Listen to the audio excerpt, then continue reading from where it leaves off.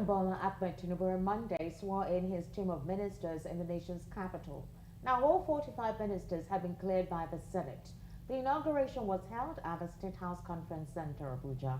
Now, apart from the new ministers and the president, the event was also attended by dignitaries such as Vice President Kashim Shettima, Senate President Godswill Akpabio, Speaker of the House of Representatives Tajuddin Abbas, and Secretary to the Government of the Federation George Akume. The ministers were sworn in batches, but were all inaugurated at the ceremony. Now, before I introduce my guest in the studio, I want us to actually take a look at the ministerial inauguration that took place yesterday.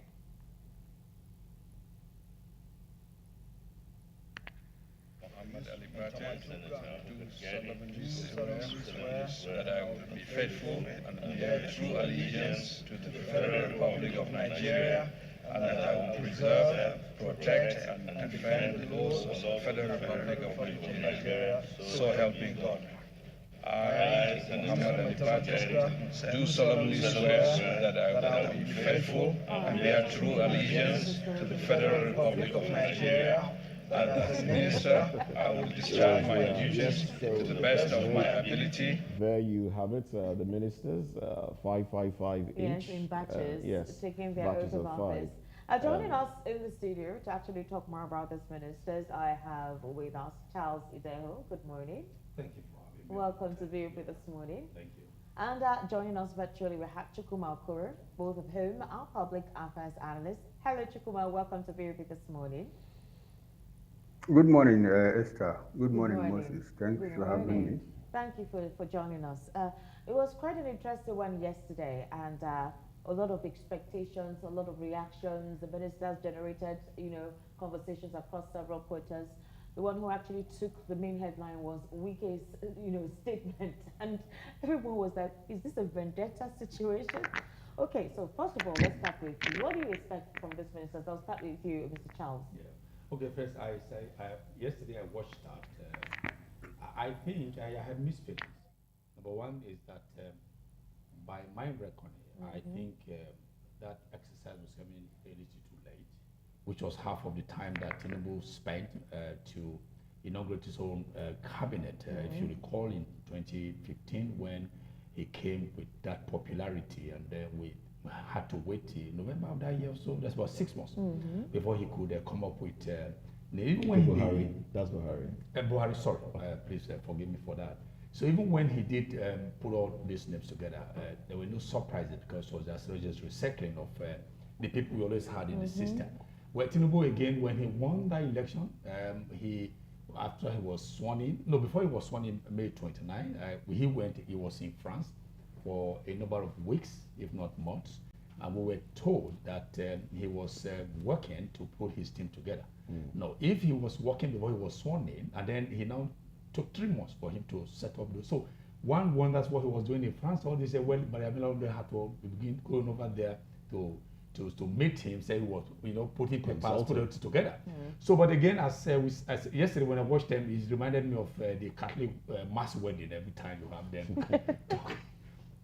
But having said that, but I think again, mixed feeling. There are some quite a number of good guys around there, but all of them are good. But what I have problem with is the company will just mix with the round peg in the wrong holes.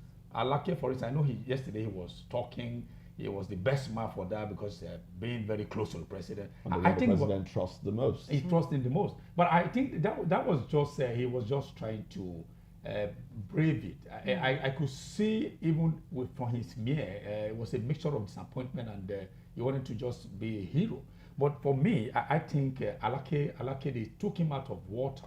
I don't know how he's going to be breathing in that ministry because, for instance, some of us who have been journalists for a long time, if you took me to somewhere else, I might be stuttering when I want to do something. So I feel then Professor Kayamo, for instance, I had wanted that he'd be learning the ropes while he was there as Minister of State for Labour. I had wanted him as a substantive Minister of Labour because he's learned about 4 years for so he now took him to aviation that is a different aviation that is technical. Femi Fani-Kayode, remember once upon a time was also aviation here. Yes. What happened? I didn't know. They saw how he almost ran that place. But we just hope that, again, Nigerians, we like saying pray. I mean, we pray again and hope that we're able to do one or two things to bring about changes. Okay. All right, Mr. Okoro, let's take your view now. The ministers that have been sworn in, now they have. Is there a time frame that you think Nigerians should start expecting results from them? Now, we'd like for you to unmute your microphone so we can hear you clearly. Mr. Chukwuma, if you can hear us, unmute your microphone. So yes, it's unmuted. Okay, good. Go ahead, Can you hear please. me? Yes, we can hear you now. Go ahead. Okay. Let me take it up from where Charles stopped and probably come back to the question Moses asked about the expectations. You know, it's for this is a ritual that we have passed through for several years through several administrations. Normally, when a president is sworn in, somebody that has aspired to be a president 8 and in some time 12 years, and all of a sudden, when the person gets into office, the person is finding it difficult to assemble a team. And we begin to ask, so what were you doing all this while? So you didn't even have a plan. That's exactly what it means. For instance, on the after the president was sworn in, he had 5 clear months or thereabout. No, after he was elected, 5 months. And when he was sworn in, the constitution gave him 60 days window to constitute a cabinet. At the expiration of that, almost at the expiration of the 60 days, he hurriedly put together a team. In the first instance, he submitted 29 names, and at another time, 19 names. So you begin to wonder, oh, what was the wait for all this while? You know? So, then like Charles said, it has, most of the people in the cabinet, I'm sort of disappointed, you know, at the composition. In fact, from the process of screening them. Look at what happened in the Senate, more like a charade, you know, where people are asked to come in for screening, and they are just asked to take a bow. And it has become tradition that presidents, working in connivance with the Senate, what they normally do is submit a list without attaching portfolios. So it makes you difficult for the senators to say, this person that we are going to screen, what role is he going to play in this government? It's like you saying, okay, Joe Biden sending Anthony Blinken's name to Senate, American Senate, and saying, hey, confirm this guy for me. After the confirmation, I'll know what to do with him. It doesn't work that way. So the Senate is armstrong. You don't know questions to ask. You don't know questions to direct at the nominees. So you discover that the ritual of take a bow and go has become a political culture, which we shouldn't actually allow to stay. And you saw how some people were struggling very hard to defend themselves, how they went to university with 2 credit passes and all of that. There are lots of lows and highs. You talk about the composition and the distribution. Maybe we'll have to come back to that. On expectations, the president delivered sound bites as usual, what people should take home with, and what the ministers are expected to do. You are not appointed to come and work for your region or for your tribe or ethnic group or for your individual concerns. That has always been the language. And after a while, these things fizzle out. We go back to normal. Nigerians don't ask questions.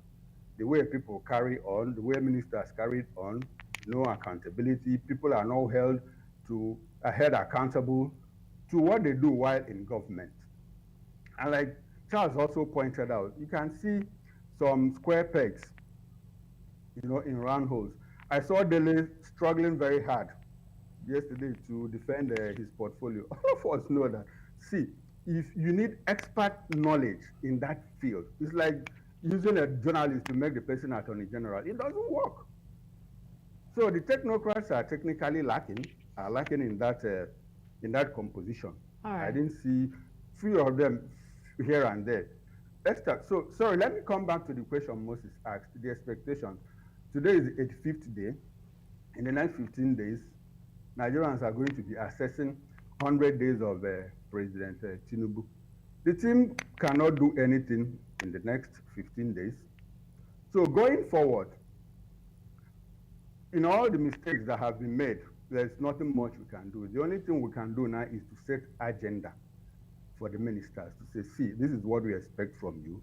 This is what we want you to do. Like Omahi that has been made Minister for Works, like Wike that is in Works, that Wike that is in FCT, you know, and all of that. So what we can do to help them as a people, as a community, is to set agenda for them and follow them closely to ensure that these things are delivered to Nigerians in good time. All right, thank you so much, Mr. Charles. Mr. Charles, Mr. Chukwumaokoro, Mr. Charles Deho, the Minister of Information and National Orientation actually said, you are going to have a Ministry of Information and National Orientation that is open and transparent and accountable to Nigerians.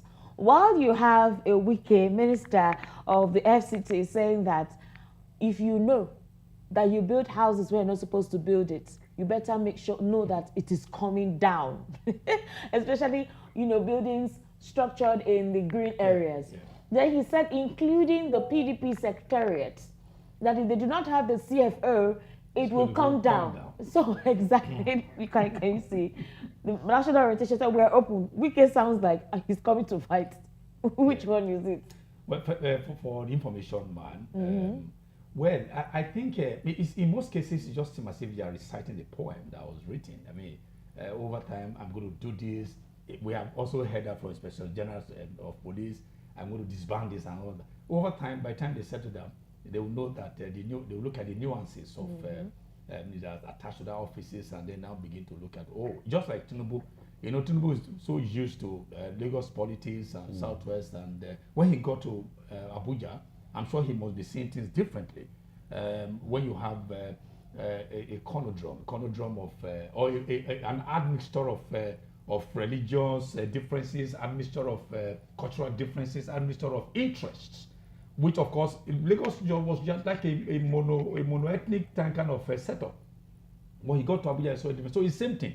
The Minister of Culture, Information is saying so. So is he saying that if the government puts the wrong foot forward, he's going to be telling us that government puts the wrong foot forward? Yes. He will do everything possible to paper the cracks, and the cracks as we have in are very wide that paper may not be able to see that. So for Wike, I don't know how he manages to always steal the headlines.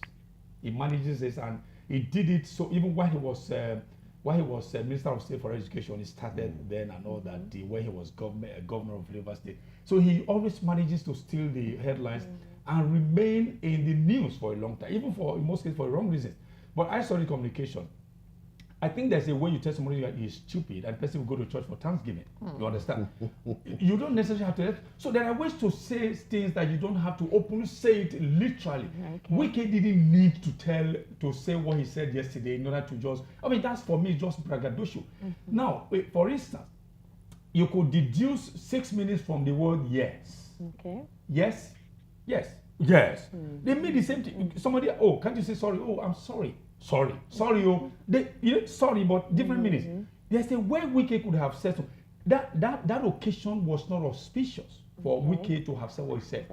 He ought to settle down first, study the terrain, study this. Because there are 6 local governments in FCT. Yes. You look at how these are composed, how things are done. Because another thing, if Wike is also careful, if his actions might demarcate the party that he's serving. It's of the PDP. He has not renounced his membership of the PDP. He might be. I'm just saying he might be demarcating but right now the party that is in power is still struggling with loyalty and all that. We'll come back to Wike later. Okay. Because that's the second the topic right, that we have. In the meantime, let me ask. Let me ask you now this question. Now, for the ministers that have been signed in, what do you make of those that, because there were some that had to kneel, to thank the president. I think Minister of Tourism. Yes. Yeah. Adejon. She knelt As down. Lola Adejo. Lola Adejon. She knelt down to thank the president. Another minister actually prostrated a man. He went flat on the ground. What does this tell you about the selection process? Charles, it's very clear. Such actions speak to patronage. It's like telling the president, hey, Mr. President, thank you for rewarding me for this position. It also tells that the people who do these things don't even have confidence in themselves about the ability to deliver what is required of them. In public space, we know you appreciate the president for appointing you a minister, but it doesn't necessarily mean that you should go kowtowing, to pay undue reverence to him. It creates a kind of master-servant relationship, though as it is. We are Africans. Though as it is, and we show that respect. relationship should not be on public display. Because what you are telling Nigerians is that you can't even stand before the president to raise objections or to defend some of his policies that you, as a minister, do not like. It's become part of our culture to do those things. You see somebody is appointed a minister to come and serve the Federal Republic of Nigeria, takes his whole village, his kinsmen, to go and bow and prostrate before the president. When these things happen, it tells us clearly that, look, we are not talking about capacity and capability. We are talking about patronage, and you can see how the president rewarded people from across the nation. If you come to the southeast, people that were rejected by their people were validated with ministerial appointments. Look at Nkiru Onyejocha. Nkiru failed elections to the House of Representatives. He was returned as a minister. She was returned as a minister. Uchenna State failed elections for the governorship of Enugu State. He was rewarded with a ministerial slot. Look at Uju Ohanenye in Anambra, the sole female presidential candidate that stepped down for the president. She too was rewarded with a ministerial slot. Under that condition, wouldn't it be appropriate, so to say, for the person, for the president, to say, thank you for fulfilling your promise. Thank you for rewarding me after what I did to deliver you.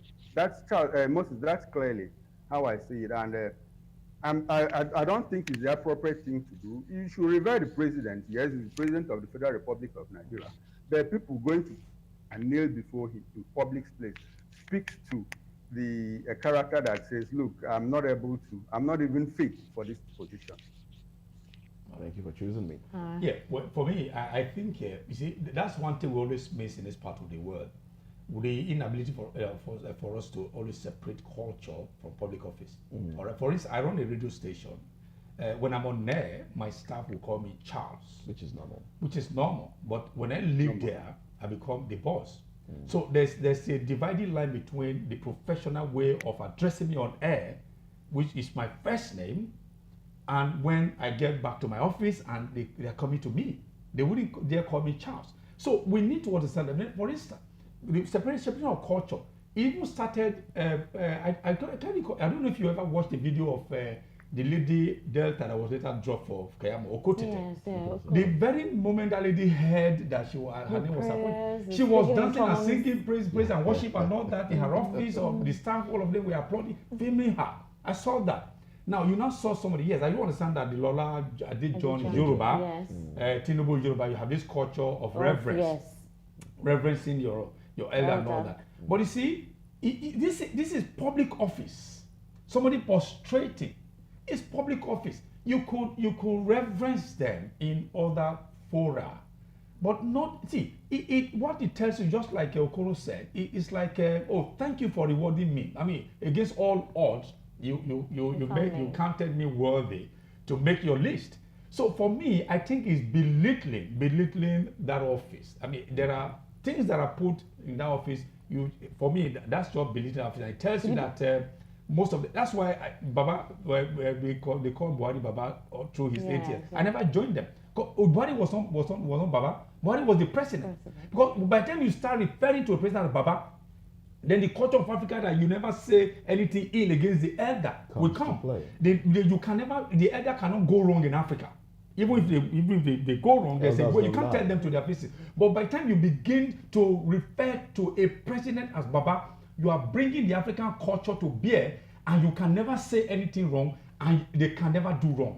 For me is wrong. But don't you think that because of the cultural setting that we have, which has been innately inbuilt, it will definitely always affect a formal setting to any other setting precisely? Don't you think that's basically what transpired? Well, again, this also look at it when you're selected from Yoruba land. Yoruba land has a slightly different culture from Edo, where I come from. Edo, we don't kneel our nails on, we can genuflect. Okay. So you don't expect, maybe for instance, an Edo lady now come to president, you not genuflect, say you don't.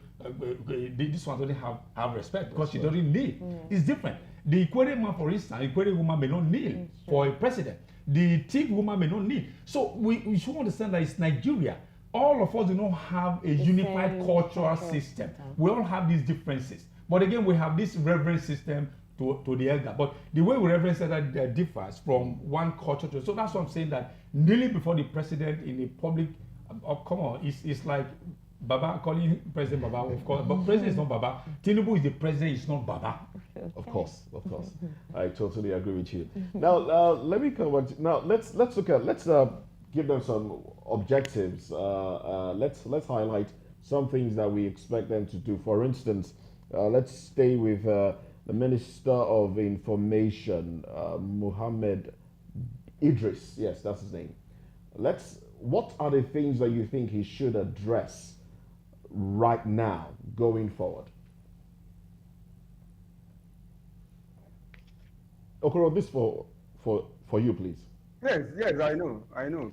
You see, Charles, the Information Ministry is a very sensitive portfolio. And oftentimes the occupants are chosen because they have, so to say, public expectations wherever they are coming from. But it's a difficult call. Your duty is to defend the actions of government, whether they are right or wrong. The expectation of the president is that in all the policies of government, when you disagree, what Idris to do is to stay focused. You don't really have to tell lies. His duty is to convince Nigerians about the benefits of policies of the government. And remind you, there is no policy that is 100% effective, and there is no policy that you will turn out today that will affect everybody favorably.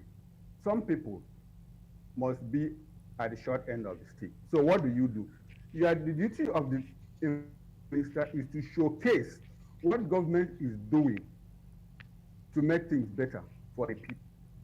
You don't have to resort to propaganda, because apparently Nigerians are getting wiser every day. Nigerians are saying, and the power of the social media, when you talk nonsense, people will say, no, that's not correct, that is a lie. So you should be able to manage between what government does and marry it with the expectations of the people to create a balance. To the essence that Nigerians say, okay, yes, we realize that things are hard, but the government is making efforts to improve the lot of Nigerians. That is the core of the information minister. We have had information ministers that detract from that duty and start chasing imaginary enemies. In the process, they lose out showcasing the duties or what the government has actually done. We had it in the Jonathan era.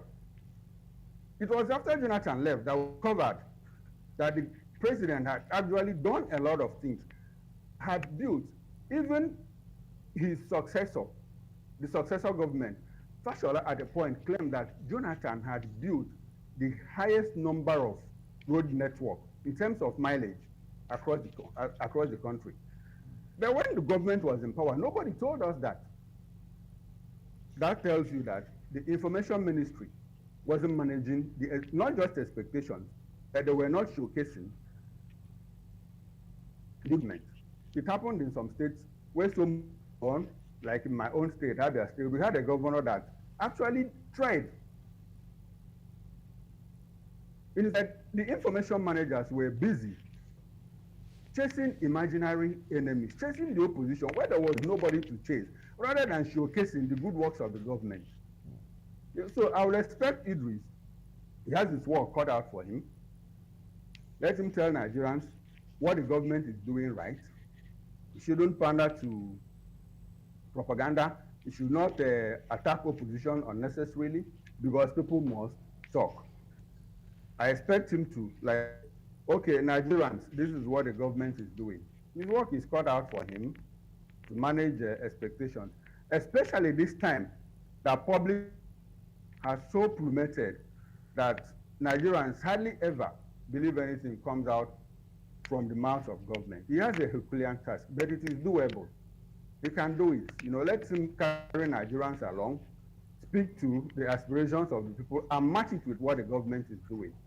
All right, thank you, Mr. Chukwuma. Yes, so apparently Oyetola sent to boo economy, right? Why is a technocrat sent? Why isn't a technocrat set there to lay the groundwork? I mean, that you respect somebody who has that a basic understanding, fundamental basic knowledge of that particular portfolio to be there. So why didn't that take place? Well, his own was also a rejigging because it was just transportation. You know that aviation has been removed from transportation, what they call juicy ministries and all that. So they had to now add maritime to it. Maritime, I mean the blue web there is just the maritime, which of course people also consider to be very juicy. Okay, just to also ensure that people do not get angry that they were just given a hollow ministry. So, but again, as you have said. It boils down to the fact that why in most cases we have problems in this country in the governance and the leadership is modus operandi when it has to do with recruitment. We usually don't recruit people the right people for the right jobs. Go bring a lawyer to be a broadcaster.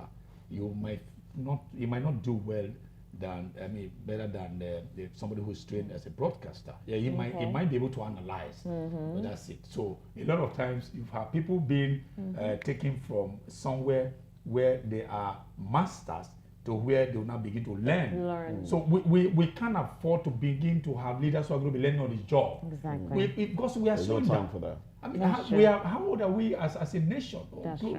So that Oyetola himself, maritime.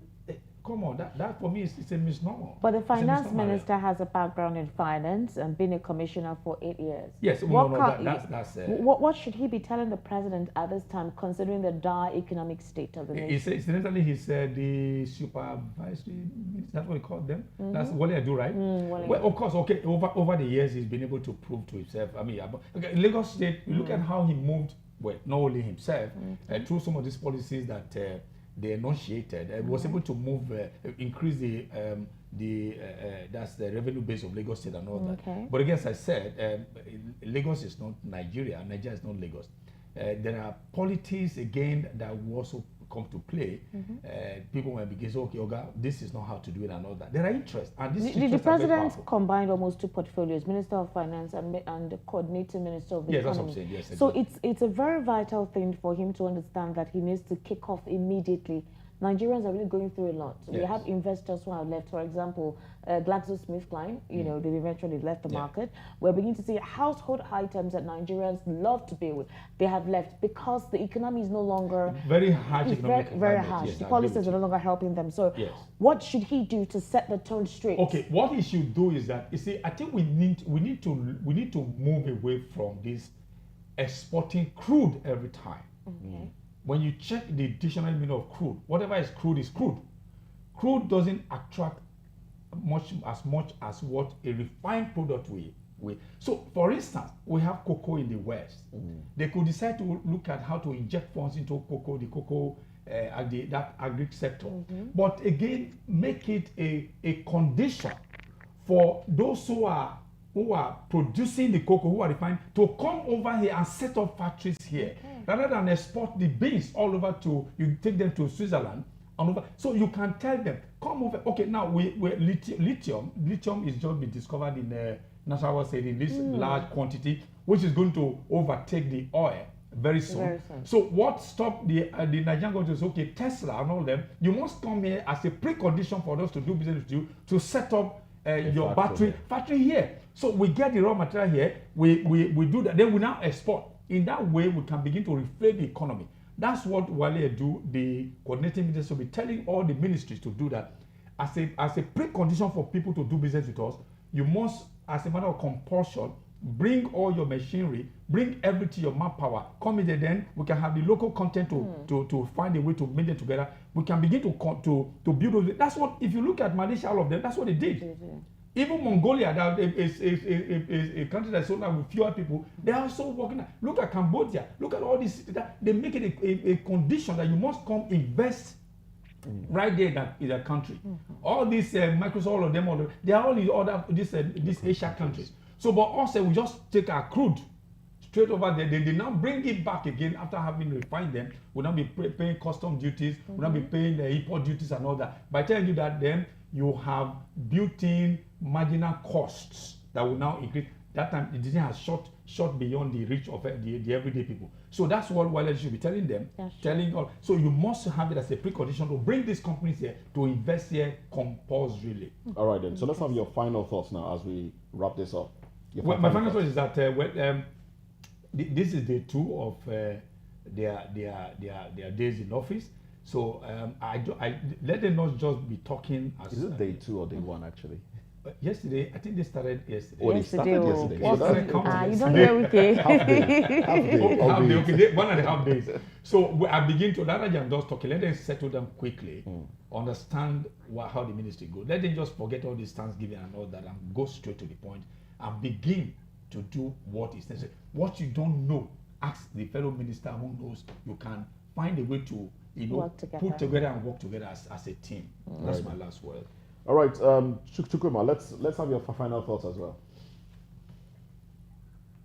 Okay, like I said earlier, what we need to do now, every other thing that happened about the distribution, the process, everything is in the past now. We need to set agenda for them. Like Charles said, to Wale Edu, he needs to recalibrate the economy to make sure the level in Nigeria is reduced drastically.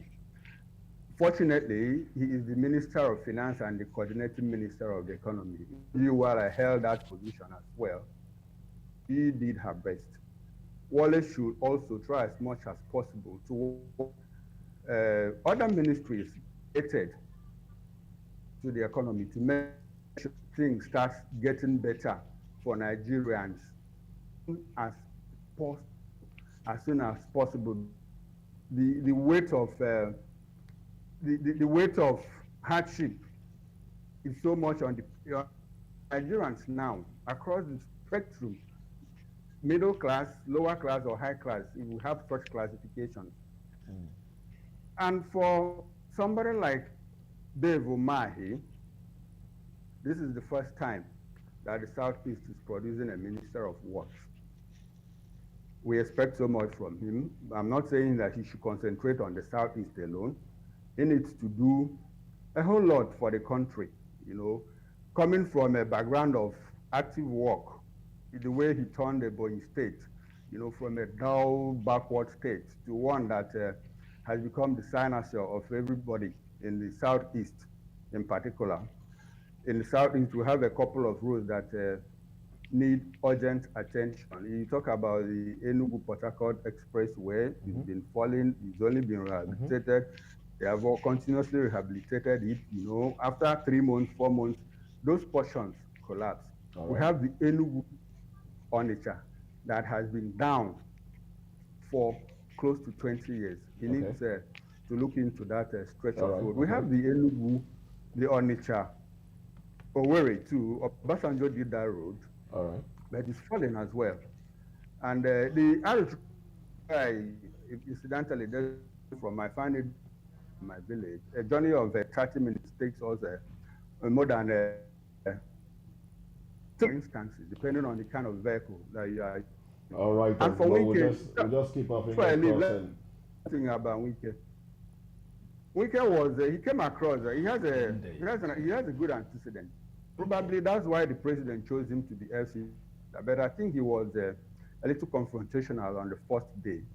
As governor of local River State, it's okay, but now he's the minister of the FC. All right, we'll talk about him in a short while. Wow. All right, we'll talk about him in a short while. Now, the man that we just talked about, yes, sir, Ezinwo Wike, Minister of the FCT, sends warning message to Abuja residents, telling them that if you build in places where you were not supposed to build, your houses will go down.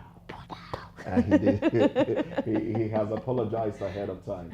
So let's have this conversation when we come back after this break. It's okay.